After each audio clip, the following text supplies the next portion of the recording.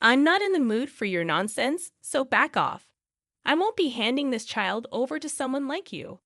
It was a chilly evening, and news of a severe cold wave had been reported. I was rushing home when I spotted my niece on the way. Something was off about her, no jacket, holding it in her arms. Upon closer inspection, I couldn't believe she was holding a baby. Both looked thin, and their clothes were dirty. Where do you think you're going with a baby in this cold?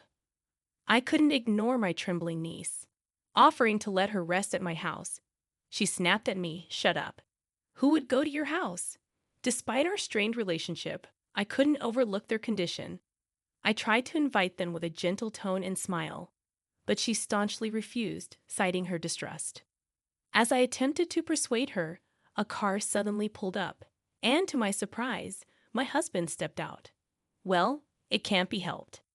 I'll have to take you with us by force." Swiftly, he picked up my niece and the baby, urging me to get in. I protested his forceful actions, feeling like he was kidnapping them. However, he drove on without saying a word. Upon reaching the destination, I was left speechless.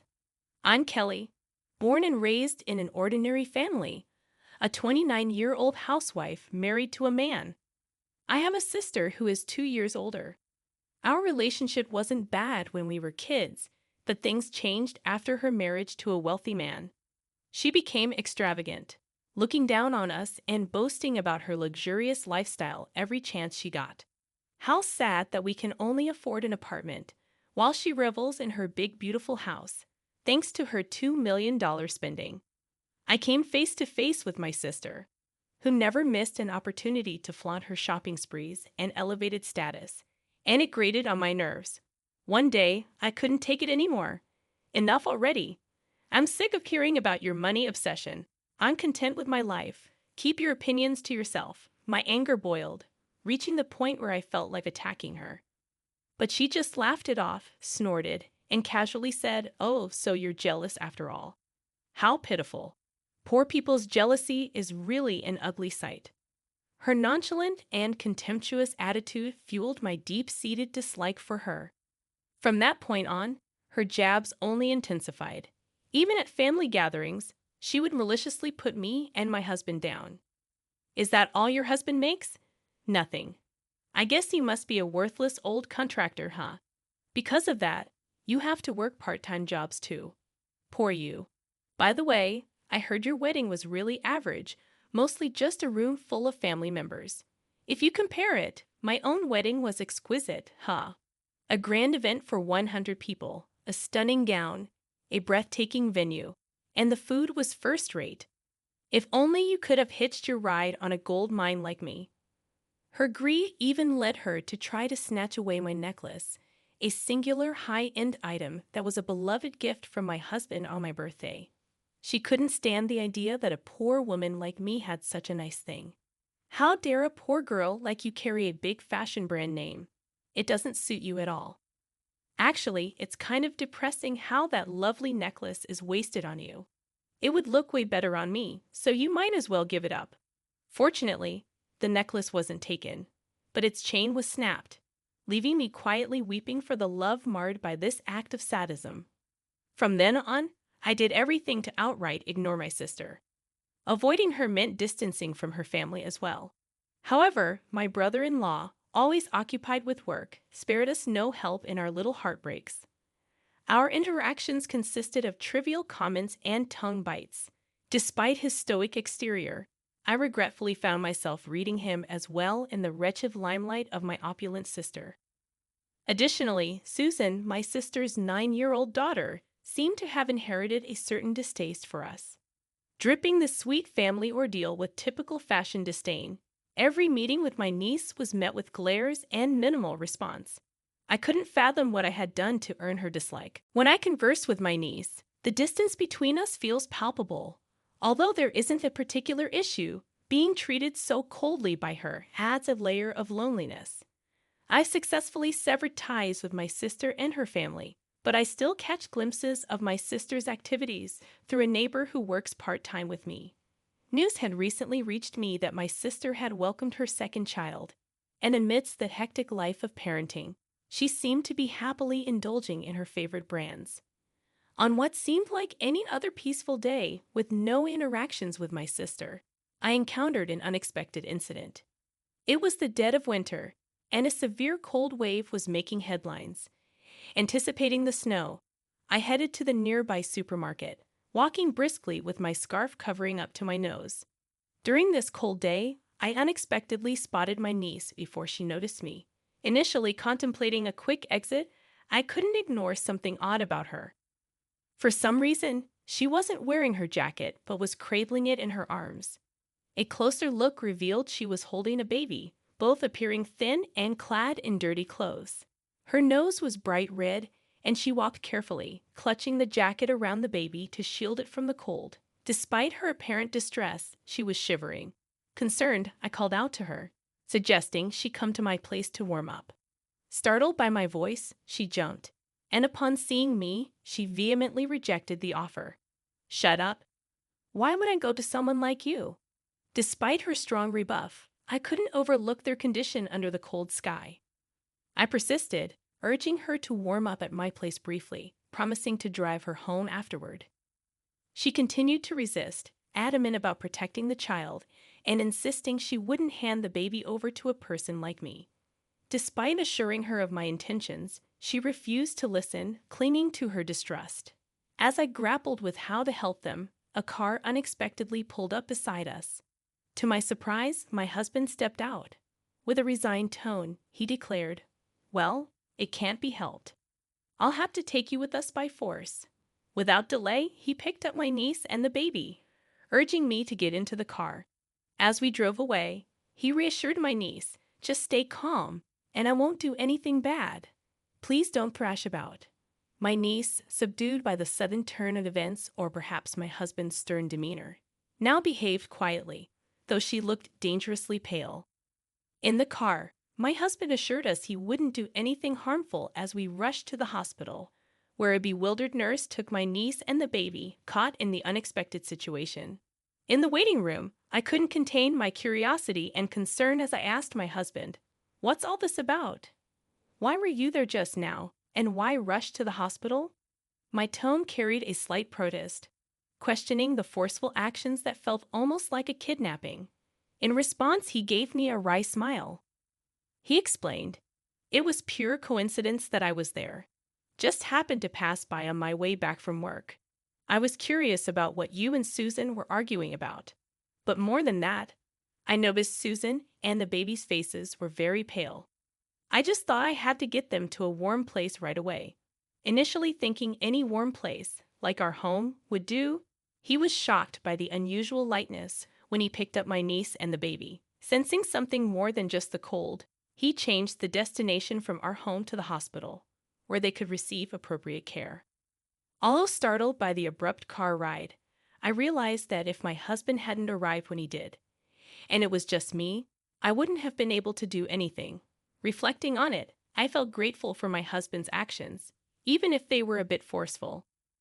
After my niece and the baby's examination, the doctor informed us that they were both suffering from malnutrition and were now receiving IV drips while resting in warm beds.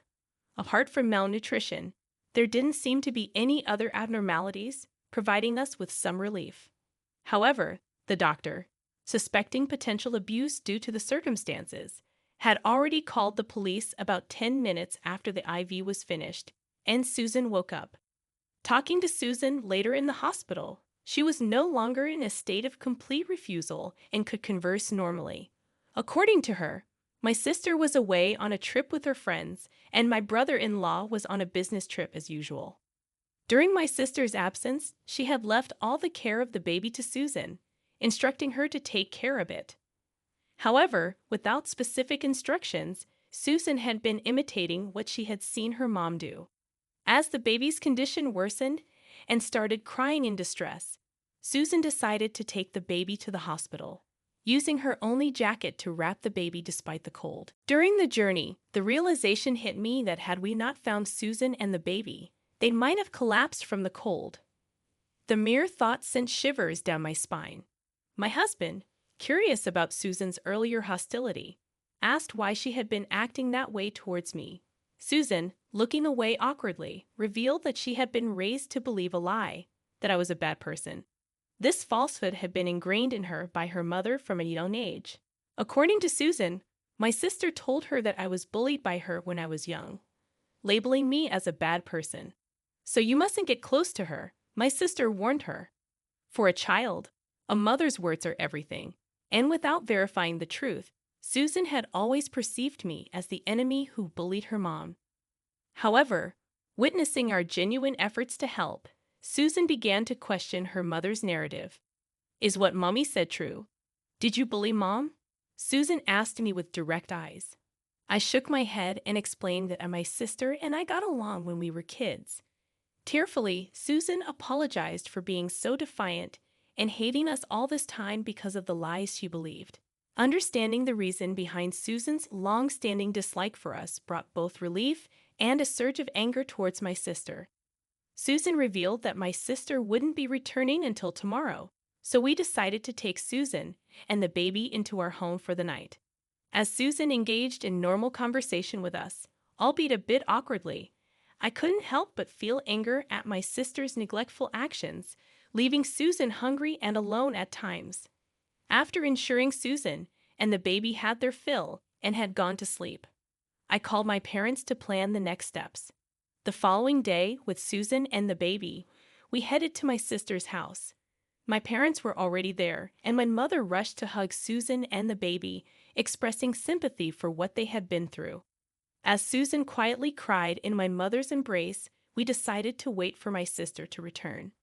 Leaving Susan with my mother, I went around the neighborhood to inquire about my sister's conduct. Neighbors were outraged when I mentioned my sister's neglect of Susan and the baby, sharing details about her usual cold behavior, often yelling at Susan loudly. Learning that my sister was expected to return home in the afternoon, my parents and I waited for her. I had already called her cell phone, informing her that we had taken Susan in for the night and were waiting at her house. As expected, my sister did not respond to my attempts at contacting her. Without regard for her, my parents and I awaited her return in front of her house. Eventually, she arrived with a few of her friends, scowling at the sight of us. "Huh? Why are you here? And Mom and Dad too. What do you want?" My sister immediately showed her displeasure. Undeterred, I glared back at her and explained the situation. "Last night, we found Susan walking with the baby, so we took them in. I tried contacting you several times, but you never noticed. Besides me, the police and our parents should have also left numerous calls about this incident." Pointing out these facts seemed to catch my sister off guard. Frantically checking her phone, she realized the seriousness of the situation. The color drained from her face as she saw the missed calls from the police. "I have something I need to do after this, so I'll be." "Wait a minute. Where do you think you're going?" My dad grabbed my sister by the scruff of her neck as she tried to flee. Momentarily struggling and thrashing, my sister soon gave up, hanging her head in resignation. Our parents had always been strict about manners and etiquette, instilling in us the importance of upholding such values. Grateful for their guidance, I acknowledged their role in our upbringing. However, my sister never embraced these principles, always finding a way to escape from our parents' expectations. It seemed she harbored an unease or discomfort around our father, perhaps due to his seemingly more severe behavior towards her. In front of her friends, our parents didn't hold back. They vehemently reproached her over her recent misdeeds, and in their time, the mistreatment of her children. They questioned her actions, expressing disbelief at how she could leave a 9-year-old and an infant alone to go on a vacation. "How could you even think about leaving a 9-year-old and an infant alone to go on a vacation? Even if Susan is reliable, she's still a child. Tasking her with the absolute care of an infant is inexcusable. Call yourself a mother. And this isn't a one-off thing. You've been making Susan stay at home by herself frequently. On top of not preparing any meals for her, do you even have any sense of being a parent?" With my sister's past attitude aired out, her friends looked bewildered. "Wait, didn't you say you left your daughters with your family?" The gravity of her actions became evident, and our parents continued to address her irresponsible behavior. The presence of our infuriated parents, combined with my mournful expression and Susan discreetly eyeballing from behind us, painted a bitter picture. The whole entourage seemed to cast scorns at my sister, making it clear that what my parents were reprimanding her for was indeed the sardonic truth. My sister, unable to bear the pressure, continued making excuses, shaking and pale. "No, that's not it. I was told my husband would be at home yesterday," she stammered, resorting to lies. "How do you plan to explain everything up to now?" I interjected. However, before we could delve further, the local constabulary approached us, stating there were allegations of neglect concerning the children the night before. They requested a further discussion at the police station. My sister, unable to muster any form of fortification, was escorted away to the police station. During her interrogation, which was her first administrative disposition of such kind, she was given a grave censure. Ultimately, she was released, with my brother-in-law stepping forward as her claimant. He had hurried back from his business trip upon being informed by my parents. Later that evening, my sister and her husband made their disgruntled entrance. Susan rushed to her father with joy, welcoming him back, and he apologized for making her feel lonely. After putting Susan and the baby to bed, we had a serious discussion. When my brother-in-law demanded my sister explain everything, she looked down with a pale face and made an excuse about needing a change of scenery due to parental burnout. Even so, convinced she was lying, I brought up information I had heard from my coworkers, recounting not only this incident but also other times my sister had acted irresponsibly. My brother-in-law became furious upon hearing this. A quick search around the house revealed a hoard of high-end items hidden in my sister's exclusive closet. Confronted with the proof, my sister reluctantly admitted to her misdeeds. She confessed to lying to her husband about their children wanting to take expensive classes and receiving money for it. Moreover, she admitted to often neglecting the children's care, not just when she was out, but also when she was home. Disappointed in having lost all patience, her husband declared, "I'm disappointed in you. You always said you were handling the housework and the kids properly. Let's get a divorce." Despite everything, my sister quietly accepted the divorce. With no excuses left for her misconduct, my sister sought help from our parents, but they refused to get involved, having disowned her at the time of her divorce. Abandoned by everyone, she lived miserably in what once was a mansion she bragged about, now turned into a cluttered house. On the other hand, my brother-in-law had been trying to change his work style for the sake of the family. He had submitted a request to transfer to a department without business trips, seeking more time with his family. His request was soon to be granted, and he decided to take custody of the children. Our parents wholeheartedly agreed with this decision. Susan, delighted to be living with her dad, expressed her joy, saying, "I get to live with Daddy." My sister, with no one on her side, hung her head in defeat. After the divorce, my brother-in-law and Susan moved close to my house to make up for the lack of interaction. My husband and I occasionally played with Susan and her sibling. Since the incident, Susan had grown attached to us, so we often took care of her and the baby when my brother-in-law's work ran late. The baby was growing up healthy and at a cute stage, and we spent our days watching the children grow, living our lives